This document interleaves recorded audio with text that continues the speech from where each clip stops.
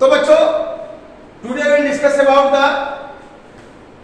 Example question of chapter photosynthesis in higher plant. ये example question आपको NEET में भी पूछे जाएंगे और अभी आपका एनुअल एग्जाम होगा उसमें भी पूछे जाएंगे और बहुत ही इंपॉर्टेंट क्वेश्चन है। इसको बड़े ध्यान से देखिएगा, सजगता से, और निश्चित रूप से आपके कंपटीशन में बहुत मदद करने वाले हैं। तो सबसे पहला क्वेश्चन आपका है which metal ion is a constituent of chlorophyll. इसमें से कौन सा मेटल आयन है जो क्लोरोफिल का कांस्टिट्यूएंट है। यहां पे 4 ऑप्शन आपको मिला है, आयरन, कॉपर, मैग्नीशियम और जिंक। तो यहां पर आप देखें क्लोरोफिल में C55, H72, O5, N4, Mg। तो क्लोरोफिल ए का यह केमिकल फार्मूला है। ऐसे ही क्लोरोफिल बी को देखें, तो C55, H70, O6, N4, Mg।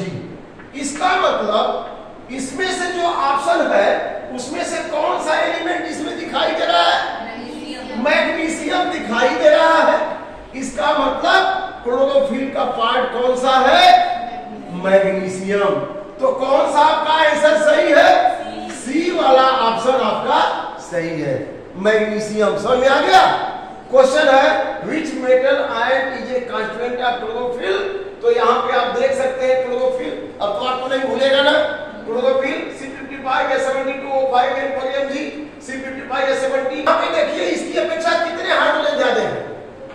2 ज्यादा है ना, CH और CH3, H के बाद 2 और यहाँ पे ऑक्सीजन एक कम है, यहाँ ऑक्सीजन एक ज्यादा है। देखिए CH में एक ऑक्सीजन ज्यादा है तो यहाँ वो 6 हो गया, यहाँ ऑक्सीजन एक कम है। तो मिथाइल में हाइड्रोजन 2 ज्यादा है और एल्डिहाइड में ऑक्सीजन एक ज्यादा है। तो जब केमिकल फार्मूला में ये भी पूछ सकता है कि इसमें से कौन सा क्लोरोफिल है, कौन सा क्लोरोफिल बी है। तो मिथाइल ग्रुप में हाइड्रोजन ज्यादा होगा, CH3 है, और यहाँ CHO एल्डिहाइड में 2 हाइड्रोजन कम है, तो यहाँ 2 हाइड्रोजन कम है, लेकिन एक ऑक्सीजन ज्यादा है, एक ऑक्सीजन। समझ आ गया? तो कौन सा एलिमेंट है बच्चों इसमें ऑप्शन में से? मैग्नीशियम। क्लोरोफिल का पार्ट है मैग्नीशियम। अब सेकेंड क्वेश्चन आ रहा है आपका, यह है which pigment act directly to convert light energy to chemical energy. इसमें से कौन डायरेक्टली लाइट एनर्जी को केमिकल एनर्जी में बदल देता है? Chlorophyll A, chlorophyll B, xanthophyll, carotenoid. Chlorophyll, क्योंकि सारे chlorophyll molecule, chlorophyll B, carotenoid, xanthophyll, सब के सब लाइट एनर्जी को ट्रैप करके किसको देते हैं? क्लोरोफिल ए को देंगे और chlorophyll A he reaction centre बनाएगा। रिएक्शन सेंटर कौन बनाएगा? Chlorophyll A. तो इसका मतलब लाइट एनर्जी केमिकल एनर्जी में कहां बदलेगा? क्लोरोफिल ए में। Chlorophyll B can transfer to chlorophyll A, chlorophyll A can transfer to chlorophyll A, carotenoid can transfer to chlorophyll A, xanthophyll can transfer to chlorophyll A, लेकिन chlorophyll A will not transfer to B, carotenoid और xanthophyll. मतलब final reaction centre कहां बनेगा? Chlorophyll A से। ठीक है ना? तो रिएक्शन सेंटर यहां बन गया। फोटोसिस्टम फर्स्ट, फोटोसिस्टम सेकंड बताया गया, ये रिएक्शन सेंटर है।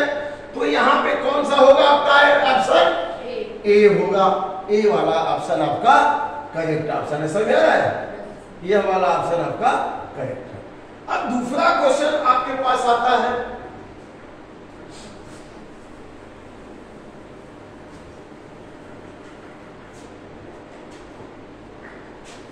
the range of wavelength in helium is called as photosynthetically active radiation। इसमें से कौन सी रेंज है जो फोटोसिंथेटिकली एक्टिव है, फोटोसिंथेसिस के लिए इंपॉर्टेंट है? किस रेंज में लाइट का वेवलेंथ होगा? लाइट में कितने कलर होते हैं जरा हमको बताएं। 7 कलर होता है ना? 7 कलर होता है कि नहीं होता है? होता है। लाइट और स्पेक्ट्रम से आप उसको चेंज करेंगे, उसको जो है डिफ्रैक्शन कराएंगे। तो कितने 2 3 4 5 1 2 3 4 5 6 7 तो violet, indigo, blue, green, yellow, orange, red. तो यहाँ पे कितना होता है 700, यहाँ पे लगभग 400, तो यहाँ पे लगभग 500 450 480 500 होता है। तो इसमें से कौन सा रेंज है जो फोटोसिंथेटिकली एक्टिव है? सी आएगा। वेरी गुड, 400 से 700 यही फोटोसिंथेटिकली एक्टिव है। इसके बाहर का भी यूज नहीं होगा और इसके बाहर का भी यूज नहीं होगा। होगा तो यहां से ब्लू वाले से, ब्लू और कौन सा कलर यूज होता है? ब्लू और रेड। तो 400 से 700 के रेंज को क्या करेंगे? Photosynthetically active radiation. अब समझ आ गया? अब अगला क्वेश्चन आपका बनता है, which light range is least effective in photosynthesis? इसमें से कौन सा लाइट रेंज है जो लीस्ट इफेक्टिव है? ग्रीन हो तो रिफ्लेक्ट हो जाता है। क्या होता है? रिफ्लेक्ट हो जाता है। तो ब्लू और रेड तो यूज ही होता है ना? और वायलेट तो एकदम में यूज नहीं होता, वायलेट भी अल्ट्रा वायलेट, ठीक है ना? अगला तो which light range is less effective in photosynthesis? तो यहाँ पे वायलेट वाले लाइट रेंज को ले लीजिए। वायलेट भी chemosynthetic bacteria obtain energy. Chemosynthetic bacteria energy कहां से प्राप्त करते हैं जरा बताइए? सल्फर बैक्टीरिया क्या करेगा? सल्फर बैक्टीरिया कार्बन डाइऑक्साइड लेगा प्लस हाइड्रोजन सल्फाइड लेगा और इसी को रिड्यूस करेगा, इसी के हाइड्रोजन से तो बना लेगा C6H12 O6 plus 6H2O plus 12S। तो यहां ग्लूकोज तो बन गया, लेकिन एनर्जी कहां से मिली? रिडक्शन इससे हाइड्रोजन सल्फाइड से। तो ये किसे यूज करता है? इनऑर्गेनिक केमिकल से। It is clear? समझ में आ गया? चलिए आगे नेक्स्ट क्वेश्चन। छठा क्वेश्चन यहां पे है,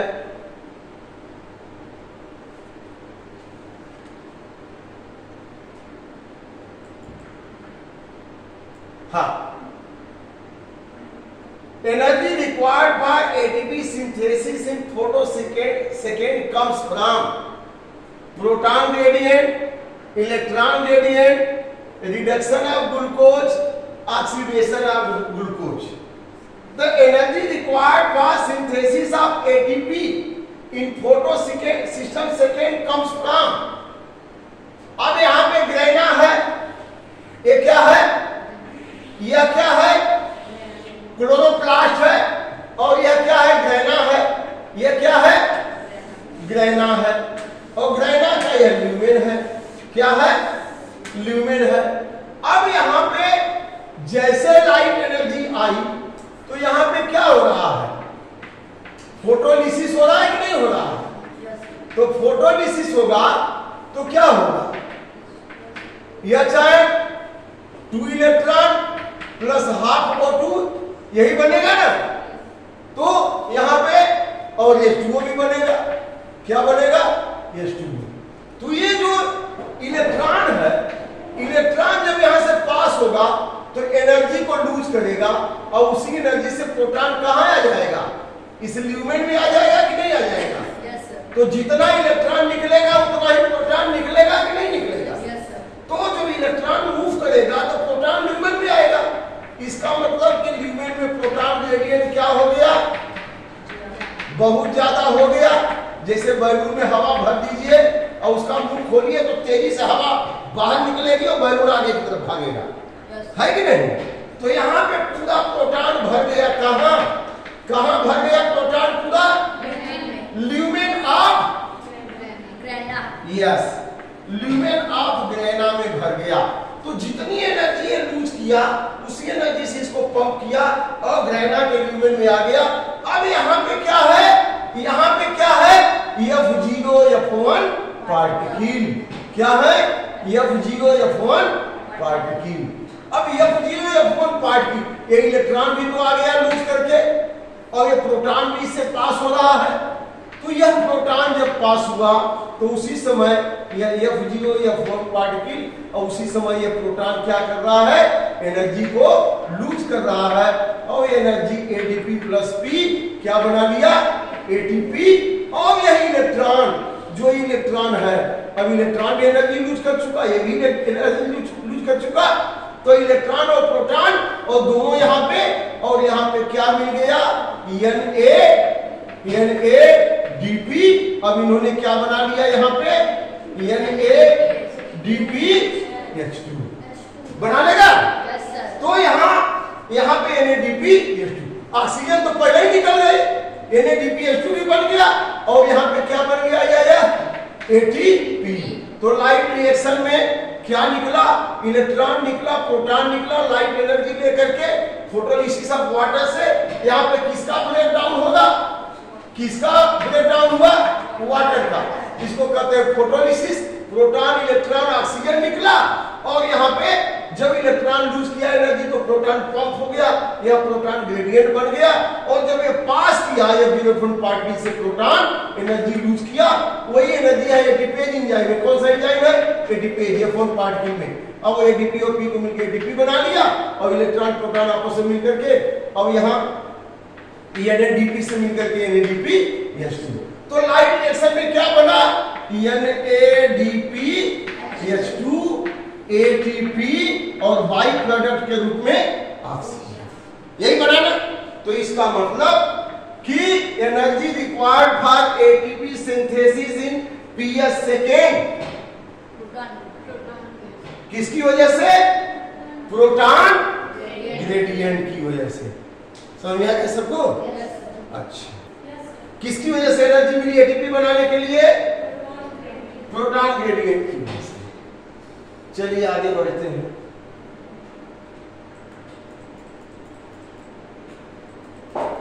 हाँ, during light reaction in photosynthesis formula क्या बनेगा? ATP बना, प्रोटॉन निकला और ऑक्सीजन निकला। ATP, hydrogen and oxygen. ATP निकला, हाइड्रोजन निकला और ऑक्सीजन। यहाँ ऑक्सीजन डोनर नहीं, ऑक्सीजन तो खुद ही निकल रहा है, ऑक्सीजन तो खुद ही निकल रहा है। तो ATP, hydrogen and oxygen by product के रूप में निकल रहा है ना। तो during light reaction produce forming are form ATP, hydrogen and oxygen. ATP, hydrogen and oxygen. अगला क्वेश्चन है, हाँ, dark reaction. Dark reaction in photosynthesis is called so because. Dark reaction क्यों कहते हैं उसको? डार्क रिएक्शन, केल्विन साइकिल को dark reaction क्यों कहते हैं? जल्दी बताइए आप लोग। हाँ, डार्क रिएक्शन केल्विन साइकिल को क्यों कहते हैं? किस पे डिपेंड नहीं? क्या बोला आपने जानवी? हाँ बोलिए। Yes, it do not depend directly on light. बहुत बढ़िया, ये डायरेक्टली लाइट पे निर्भर नहीं है। लाइट तो लाइट रिएक्शन में ही ट्रैप हो गया, वहां से केवल यहाँ क्या आएगा? ATP आएगा और NADPH2। वो बात अलग है कि ATP में NADPH2 में वही लाइट एनर्जी है, लेकिन वो लाइट नहीं एनर्जी नहीं है, वो केमिकल एनर्जी हो गई है ना। तो इस प्रक्रिया में डार्क रिएक्शन में लाइट डायरेक्ट यूज नहीं होती है, इसलिए यहां हम क्या कहेंगे? It can not occur in dark. No, चाहे डार्क हो चाहे लाइट हो, अगर वो है तो होगा ही होगा, नहीं है लाइट रहे चाहे नहीं रहे, उसको ATP NADPH2 मिल गया तो डार्क रिएक्शन होगा ही होगा। ठीक है। अब अगला है PEP प्राइमरी CO2 एक्सेप्टर। ये सब बताया गया था उस समय, याद होना चाहिए मेरे ख्याल से। PEP। अच्छा, पहले हमको PEP का फुल फॉर्म बता दीजिए आप लोग। चलिए जल्दी बोलिए सब वैज्ञानिकों। सभी साइंटिस्ट, यंग साइंटिस्ट जल्दी बोलो। फास्फोइनोल पाइरुवेट, फास्फोइनोल पाइरुवेट या फिर फास्फोइनोल पाइरुविक एसिड, ठीक है ना। तो पीपी, अब ये पीपी कितना कार्बन कंपाउंड है? 3 कार्बन कंपाउंड है। ये पीपी 3 कार्बन कंपाउंड है और जब कार्बन डाइऑक्साइड से मिलेगा तो ये बनाएगा 4 कार्बन कंपाउंड। कौन? आर्जेलो एसिटिक एसिड। जब ये PP 3 carbon compound, 1 carbon compound CO2 से मिला, आर्जेलो एसिटिक एसिड बनाया 4 कार्बन कंपाउंड। इसका मतलब 4 कार्बन कंपाउंड किस में बनता है? C3 प्लांट में कि C4 प्लांट में? C4 प्लांट में बनता है। अपने आप जवाब आपका मिल गया कि PP is primary acceptor of CO2 in C4 plant. कोई कंफ्यूजन? तो C4 प्लांट में C4 साइकिल चलता है। किसमें चलता है बच्चों? C4 प्लांट में चलता है। कंफर्म हो गया? किसी C4 प्लांट का एग्जांपल बता दीजिए हमको। C4 प्लांट मोनोकार्ब में शुगर केन हो गया है, ज्वार बाजरा मेज हो गया। बहुत बढ़िया, चलो ठीक है बढ़िया। अच्छा, अगला क्वेश्चन। बहुत शानदार जवाब आप लोग दे रहे हैं, बहुत बढ़िया। Splitting of water is associated with, splitting of water is associated with photosystem first, lumen of thylakoid, both photosystem first and second, inner surface of thylakoid membrane. Splitting of water कहाँ होगा? Inner surface of thylakoid membrane, माने photo inner surface of thylakoid membrane में होगा। चलिए आगे बढ़ते हैं। The correct sequence of flow of electron in the light reaction is, light reaction में इलेक्ट्रॉन का फ्लो का करेक्ट सीक्वेंस बता दीजिए। फोटोसिस्टम सेकेंड से plastoquinone, cytochrome, photosystem first, ferredoxin, है ना। ये पीएस सेकेंड, ये क्या हो गया? PS first. अच्छा, यहां पे लाइट एनर्जी आई, यहां पे वाटर टूटा, तो किसमें बदला? H और इलेक्ट्रॉन प्लस, या 2 ऑक्सीजन 2 हाइड्रोजन ले लिया, 2 इलेक्ट्रॉन निकल गया और H2O प्लस O2 निकल गया, हाफ O2, है ना। अच्छा, अब इलेक्ट्रॉन को किसने ले लिया? हमने बोला था Q ने ले लिया। फिर किसने ले लिया? PQ ने ले लिया। फिर PQ से इलेक्ट्रॉन को कौन ले लेगा? साइटोक्रोम F ले लेगा। फिर कौन ले लेगा? PC ले लेगा। PC से फोटोसिस्टम फर्स्ट, और फर्स्ट से फिर कौन ले लेगा? FD ले लेगा, फेरिडॉक्सिन ले लेगा, ये ले लेगा ना। इनका इलेक्ट्रॉन, इनका खुद का अपना इलेक्ट्रॉन, ये तो सीधे PQ को आएगा और PQ से साइटोक्रोम और फिर फर्स्ट को ही आ जाएगा। किसको आ जाएगा? फर्स्ट को। यही होता है ना, फर्स्ट का इलेक्ट्रॉन खुद फर्स्ट को आता है, इसीलिए साइक्लिक है। और सेकेंड का इलेक्ट्रॉन सेकेंड को नहीं आता है, किसको जाता है? फर्स्ट को। तो ये नॉन साइक्लिक है। अब इसमें से आपको छांटना है the correct sequence of flow. अब मान लो यहाँ पे क्यू नहीं है तो कोई मतलब नहीं, PQ तो है ना, प्लास्टोक्यूनोन तो है ना, है ना। तो प्लास्टोक्यूनोन फोटोसिस्टम सेकेंड से कहाँ गया? PQ से साइटोक्रोम F से फिर कहाँ गया? PC से होते फोटोसिस्टम फर्स्ट से फेरिडॉक्सिन। इसका मतलब कौन वाला सही है? फर्स्ट वाला सही। समझ आ गया नहीं? It is clear? ठीक है, चलो अब दूसरा क्वेश्चन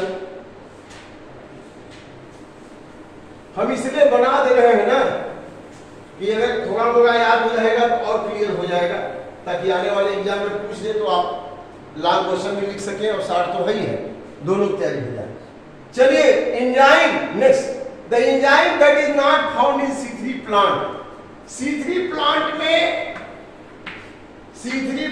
में केल्विन साइकिल में कौन बनता है? 3 कार्बन कंपाउंड PgA बनता है। 3 कार्बन कंपाउंड क्या बनता है? PgA। तो PgA किसकी उपस्थिति में बनेगा? RuBp प्लस CO2 CO2 और यहाँ पे कौन सा एंजाइम होगा? रिब्यूस्को होगा। वेरी गुड, बहुत बढ़िया, रिब्यूस्को होगा। तो यहाँ पे एक मॉलिक्यूल इसका, एक मॉलिक्यूल का, तो दो मॉलिक्यूल PGA बन गया। तो C3 प्लांट में PGA बना तो किस एंजाइम की उपस्थिति में बना, आप जरा बताइए? रिब्यूस्को। The enzyme that is not found in C3 plant, yes, not found में PP होगा। not found में क्या होगा? PP, क्योंकि PP कहाँ होता है? C4 में। कहाँ होता है? C4। अच्छा, not लिखा है यहाँ पे, क्या लिखा है? not। हाँ, तो यहाँ पे the enzyme that is not found in C3 plant, तो not found में क्या होगा? PP कार्बोक्सिलेज, क्योंकि वो किसमें होता है? C4 में। C3 में क्या होता है? रिब्यूस्को होता है। ठीक है ना? अब क्लियर हो गया? यहाँ पे the enzyme that is not found in C3 plant, that is PP carboxylase. C3 में रिब्यूस्को, RBP कार्बोक्सिलेज या रिब्यूस्को पाया जाता है। चलिए आगे बढ़ते हैं। अगला question, that is responsible for the primary fixation of CO2 is catalyzed by the reaction that is responsible for the primary fixation of CO2 is catalyzed by primary fixation of CO2। C3 में PEP होगा, C4 में RUBP, ये दोनों ही काम करेंगे ना। C3 cycle में रिब्यूस्को carboxylase होगा और C4 में क्या होगा? PP, क्योंकि यहाँ पे नाम नहीं दिया है कि C3 में कि C4 में। दे देता कि C3 प्लांट में, तब तो बता देते आप कि C3 प्लांट में RUBP कार्बोक्सिलेज और C4 देता तो PP कार्बोक्सिलेज, है ना? लेकिन तो C3 C4 नाम ही नहीं दिया और ऑप्शन दोनों दे दिया है, तब क्या करेंगे? मान लेंगे कि नहीं मान लेंगे? ठीक है ना? अब इसके बाद नेक्स्ट क्वेश्चन आपका आता है, when CO2 is added to PEP, the first stable product synthesized, PEP है और यहाँ पे कार्बन डाइऑक्साइड ऐड हो गया, CO2 ऐड हो गया, ये 3 कार्बन कंपाउंड है और एक कार्बन कंपाउंड है, तो यहाँ क्या बनेगा? Oxalo acetate. हाँ, उसी को एसिटिक एसिड कहते हैं या ऑक्सैलो एसीटेट भी कह देते हैं। ठीक है ना? तो क्या बनेगा? ऑक्सैलो एसीटेट, तो यही बनेगा ना। तो कौन सा ऑप्शन सही होगा बच्चों? डी ऑप्शन सही होगा, ऑक्सैलो एसीटेट। तो क्वेश्चन आपका हो गया है ना कंप्लीट इस चैप्टर का। अब